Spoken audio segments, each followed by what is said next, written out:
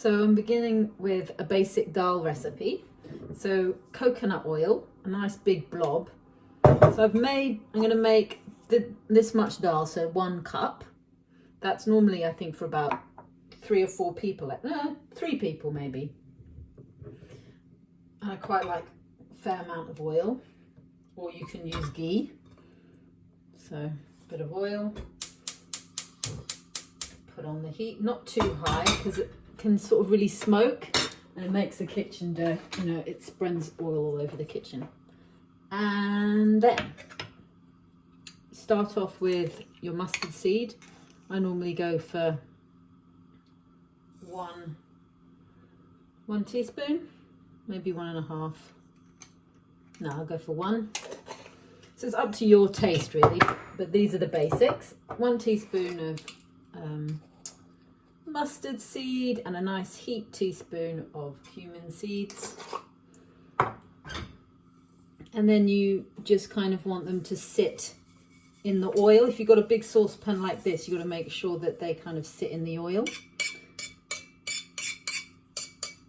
And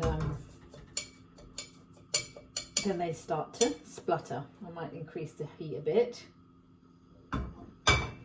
And then you're going to put in either garlic or ginger or neither. But when you do that, it kind of slightly cools it down, which then you can put in your chili if you want it, your pinch of asafoetida and your turmeric. So I often just do a wave like this so I can smell what's happening to the cumin seeds. Other people talk about it waiting till it splatters, till the mustard seeds kind of splatter. But so many times I've burnt the seeds. And then it tastes awful. So you've really got to be careful that you don't burn the seeds.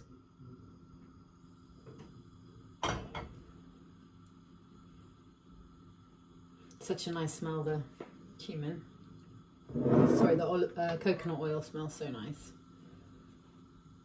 So nothing's happening yet, so I'm going to increase it a bit more.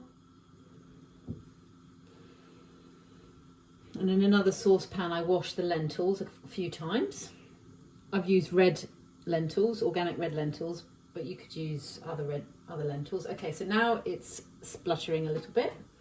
So I'm going to put in the garlic.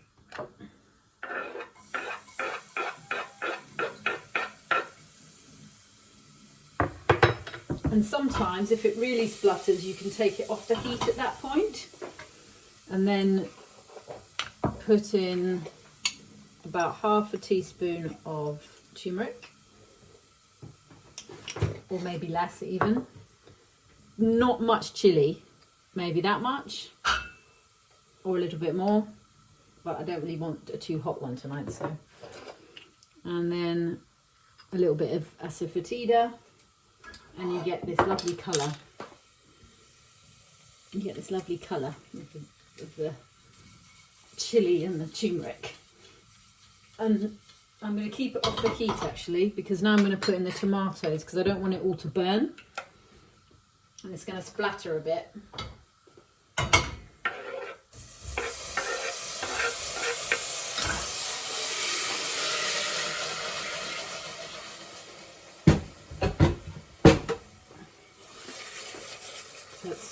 Looks like that. And then I actually tend to just try and squash down the tomatoes, put a lid, and then bring it down. Oh yeah, I forgot the curry leaves. Curry leaves are great. I've actually run out of curry leaves. You can chuck a few in at the beginning with the cumin. Then you can put a bit of salt. I quite like a bit of salt actually, so maybe even about that much.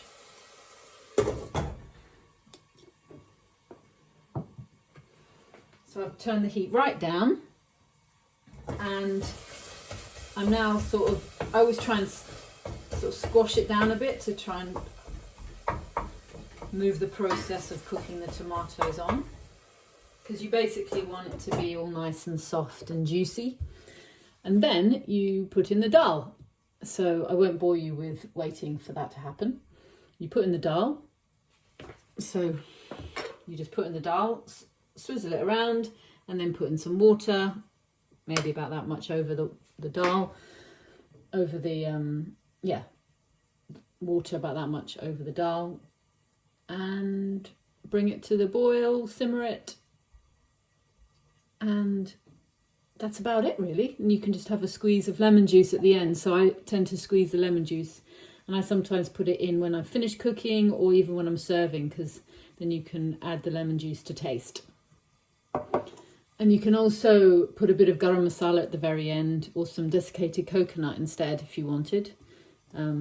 But this tonight I'm just going to do it plain. So this is coming along, but I'm not going to rush it.